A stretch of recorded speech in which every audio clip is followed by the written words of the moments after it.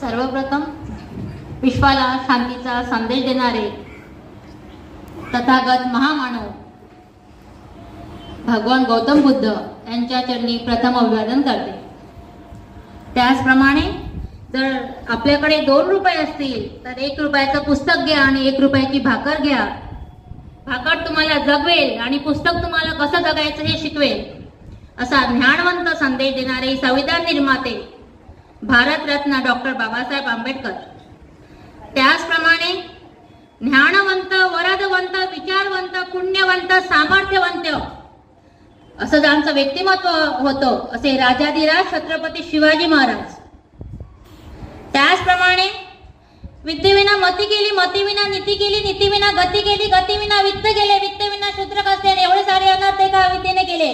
असे शिक्षणाचे महत्त्व पटवून देताना इथेच न थांबता विद्येमुळे मती येते, मतीमुळे गती, नीती येते, नीतीमुळे गती येते, गतीमुळे वित्त येते आणि वित्तामुळे जे बहुजनांचं जीवनमान उंचावतं आणि बहुजनांचं जीवनमान उंचावणं ही या काळाची गरज आहे असं ज्यांनी कृतीतून करून दाखवलं ते म्हणजे शिक्षणाचे महत्त्व विशद करणारे क्रांतीसूर्य महात्मा ज्योतिबा फुले आणि तितकीच तोलामोलाची साथ देणारी, खंबीरपणे उभी असणारी माता सावित्रीबाई फुले आणि तुमच्या आमच्या रक्षणासाठी ज्या महान हुतात्म्यांनी आपल्या प्राणाची आहुती दिली अशा सर्व महामानवांना त्रिवार अभिवादन करते। त्याचप्रमाणे ज्यांच्यामुळे आज मी लिहायला शिकली, बोलायला शिकली, वाचायला शिकली असे माझे आई वडील आणि ज्यांच्या पुण्यप्रभावामुळे आज मी तुमच्या समोर उभी आहे असे आधारस्तंभ माझे पितृतुल्य, माझे सासरे आदरणीय सन्माननीय मधुकरराव अभ्यंकर साहेब। त्याचप्रमाणे माझ्या प्रेरणास्त्रोत असणाऱ्या माझ्या सासू कांताताई अभ्यंकर मॅडम, त्याचप्रमाणे माझ्या पाठीशी खंबीरपणे उभ्या असणाऱ्या माझ्या नणंदबाई ॲडव्होकेट शुभांगीताई फेटे मॅडम, त्याचप्रमाणे मला तितकीच तोलामोलाची साथ देणारे, माझ्यासोबत खंबीरपणे असणारे, मला भरभरून प्रोत्साहन देणारे, माझं भरभरून कौतुक करणारे असे माझे पती यांच्या चरणी मी नतमस्तक होते। त्याचप्रमाणे व्यासपीठावर विराजमान म्हणून लाभलेले राहुल व्यायाम प्रसारक मंडळाचे अध्यक्ष, अतिशय संवेदनशील, अतिशय मनमिळावू, अतिशय रुबाबदार असं ज्यांचं व्यक्तिमत्व आहे असे क्षितिज अभ्यंकर साहेब। त्याचप्रमाणे संस्थेचे सचिव, अतिशय मनमिळावू, हसतमुख असणारे आदरणीय सन्माननीय गजानन वानकडे सर। त्याचप्रमाणे राजीव गांधी शाळेचे प्राथमिक शाळेचे मुख्याध्यापक आदरणीय सन्माननीय चौधरी सर। त्याचप्रमाणे अतिशय चांगल्या प्रकारे मार्गदर्शन करतात, मलाही त्यांच्याकडून बऱ्याच काही गोष्टी शिकण्यासारखे मिळतात असे आदरणीय सन्माननीय गावंडी सर, आदरणीय तोडपकर सर, आदरणीय बनसोड मॅडम आणि अतिशय उत्कृष्टरित्या त्यांनी संचालन करून राहिले असे श्रीखंडे सर, आदरणीय आणि या शाळेच्या कृतीशील, सृजनशील असणाऱ्या शिक्षक, असणाऱ्या शिक्षिका आणि अतिशय चांगल्या प्रकारे अतिशय गोड आवाजामध्ये ज्यांनी आपल्याला आपल्यासमोर स्वागत गीत सादर केलं असा मानेकर मॅडम आणि माझ्या ज्ञानवंत, प्रज्ञावंत, शीलवंत अशा माझ्या सावित्रीच्या लेकी सगळ्यांना मी जय भीम करते आणि नमस्कार करते। बघा विद्यार्थी मित्रांनो, मला माहित आहे आज तुमचा निरोप समारंभ आहे आणि तुम्हाला भाषण ऐकायची मला तरी वाटते की आवड नसेल, पण ह्या जे इथे ज्या मुली बोलल्या, इथे जे मुलं बोलले हे पाहून मला असं वाटतं की इथली ह्या शाळेमधली मुलं अतिशय ज्ञानवंत आहेत आणि त्यांना मी जे मार्गदर्शन करेल ते नक्कीच आत्मसात आणेल मला असं तरी वाटते। म्हणून कर्मण्य वाधिकार असते मा फलशु कदाचन, कर्म करत राहायचं, फळाची अपेक्षा करायची नाही। हे नेहमी मी MA संस्कृत मध्ये केलं आणि मी त्यावेळेला हा जेव्हा माझ्या शिक्षकांनी माझ्यामध्ये हा जेव्हा शब्द मी जेव्हा माझ्या कानामध्ये ऐकला होता तेव्हा मला लक्षात आलं की कर्म करत राहायचे, फळ ऑटोमॅटिक देव देतो, ऑटोमॅटिक ईश्वर देतो। आणि मला थोडक्यात असं सांगायचं की निरोप समारंभाविषयी तुम्ही बोललेलं, पण मला आज त्यापुरती रमाई माता हिची जयंती आहे म्हणून मला विशेष करून रमाई माता याविषयी बोलावंसं वाटते। बोला बघा, गरिबी जरी त्या संसारात होती, रमाची भीमाला तरी खंबीर साथ होती, भीमराव होती दिव्याच्या समान आणि त्या दिव्याची रमाई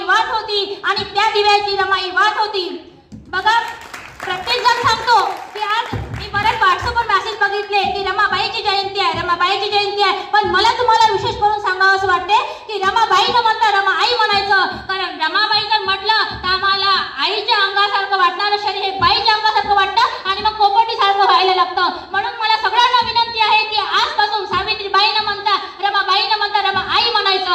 आई जर म्हटलं तर मला असं वाटते की आपल्याला बघा भरपूर आपण समस्या पाहिले, भरपूर आपण आपल्यासमोर पाहतो की आपल्या बंधू आपल्या भगिनीवर काय अत्याचार होतं. म्हणून आपणच आपली ते जी आपल्यामध्ये जे वृत्ती आहे ती आपल्याला बदलायला पाहिजे. यानंतर बाई म्हणायचंच नाही तर आपण आई म्हणायचं. बघा प्रत्येक देवळामध्ये बाबासाहेब आंबेडकर जेव्हा 1923 साली, मला विशेष करून रमाईचं सांगावंच वाटते. बघा विद्यार्थी मित्रांनो, जेव्हा 1923 साली बाबासाहेब हे परदेशातून बॅरिस्टर म्हणून आले होते आणि भारतामध्ये आले, तेव्हा रमाईला कळलं की आपले बाबासाहेब हे बॅरिस्टर बनून आलेले आहेत. आणि म्हणून त्याच्या स्वागतासाठी तिला जायचं होतं. तिला माहित होतं की तिथे हजारो लोक जमेल आणि जर मी गेली तर माझ्या अंगामध्ये फाटकं लुगडं आहे, जर मी ते फाटकं लुगडं घालेल तर माझ्या बाबासाहेबांचा अपमान होईल. म्हणून तिने वारंवार तिला तेच ते प्रश्न येत होता की मला तर माझ्या बाबासाहेबांचं स्वागत करायला जायचं आहे, पण मी कशी जाऊ.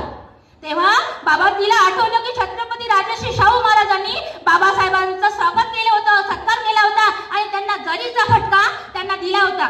तिला तो लक्षात आला की अरे तो जरीचा फटका आपल्या घरामध्ये आहे. ती तो जरीचा फटका घालून बाबासाहेबांच्या स्वागतासाठी गेली. स्वागतासाठी गेल्यावर कोणाला कळलं नाही की रमाई हे फटका घालून आली, पण बाबासाहेबांना कळलं. आणि बाबासाहेबांना जेव्हा कळलं की माझे रमू ही फटका घालून आली हे पाहिलं, तेव्हा बाबासाहेबांच्या डोळ्यात पाणी आलं. म्हणजे आपल्याला मला विद्यार्थी मित्रांनो असं सांगायचं आहे की हा रमाईचा त्याग होता. ह्या रमाईच्या त्यागामुळे आज भारताला नवं चैतन्य मिळालं. कारण बाबासाहेब यशस्वी बाबासाहेबचं नुसतं नाचले असते तर आज आपण घडलो नसतो. बाबासाहेबांनी वाचन केलं म्हणून आज आपल्याला वाचनाचा अधिकार मिळाला. म्हणून विद्यार्थी मित्रांनो मला सांगायचं पण एक छोटा मुलगा होता, त्या मुलाने आईजवळ हट्ट पकडला.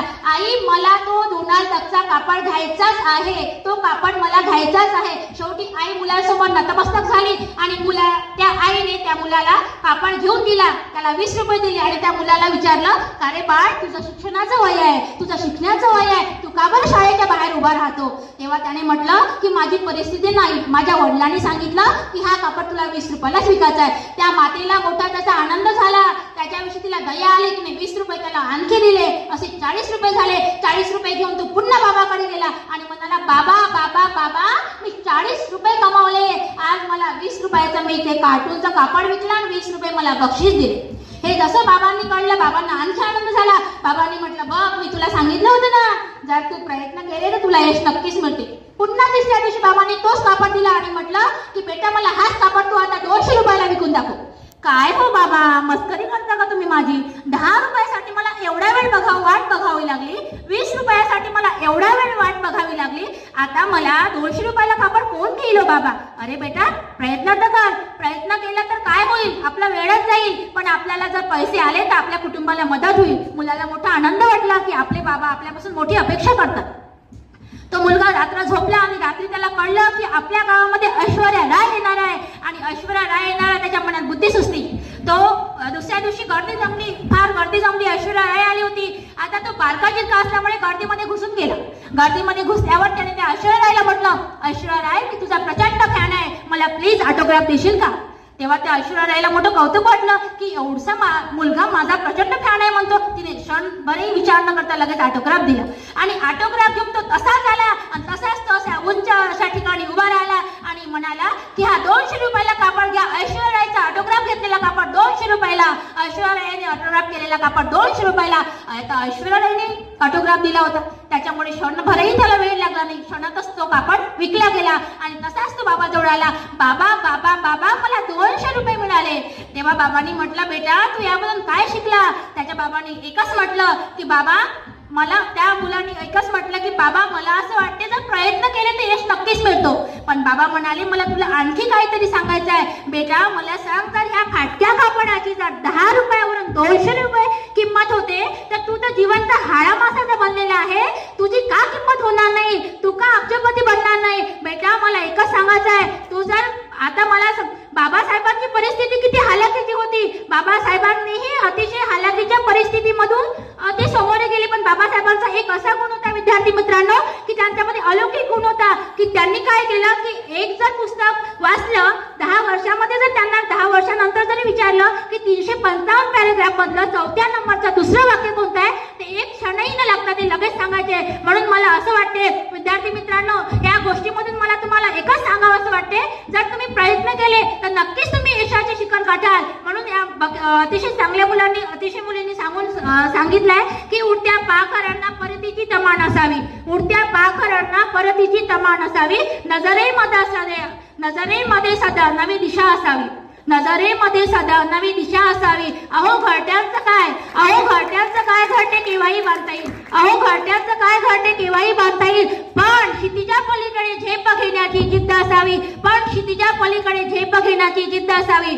पुन्हा एक अब्दुल कलाम अतिशय प्रेरणादायी थॉट सांगतात, म्हणून सांगते की you can not change your future, you can not change your future, you can change your habits, you can change your habit and your surely habits and surely your habits will change your future. जर तुम्ही तुमचं भविष्य बदलू शकत नसाल तर सवयी बदला, आणि तुम्ही जर तुमच्या सवयी बदलल्या तर नक्कीच भविष्य तुमचं बदलेल असं मला वाटते विद्यार्थी मित्रांनो. आणि भरभरून तुम्हाला शुभेच्छा देते की आज अतिशय चांगल्या प्रकारे इथे विद्यार्थी आले, अतिशय चांगल्या प्रकारे तुमचं मनोगत व्यक्त केलं. म्हणजे यावरून मला असं दिसते की या शाळेमध्ये जे शिक्षक आहे किती तत्पर असेल, किती मनमिळावू, किती हुशार, म्हणजे त्या मला शब्दही सांगता येणार नाही असे या शाळेमध्ये शिक्षक असेल. आणि प्राचार्य सरांचं नेहमी मार्गदर्शन असतात तुम्हाला, हे भरभरून शिक्षक तुम्हाला भरभरून ज्ञान देतात, आणि म्हणून तुमच्यामध्ये ते ज्ञान आज मला इथे दिसलं. म्हणून विद्यार्थी मित्रांनो तुमचं तर कौतुक करतेच, पण माझ्या इथल्या शिक्षकांचं सुद्धा भरभरून कौतुक करते.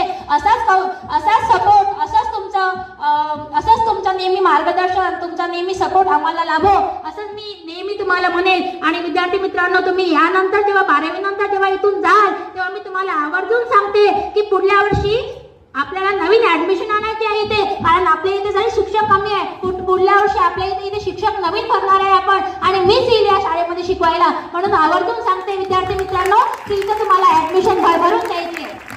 एवढे बोलून मी माझ्या शब्दाला पूर्णविराम देते. जय हिंद, जय भारत.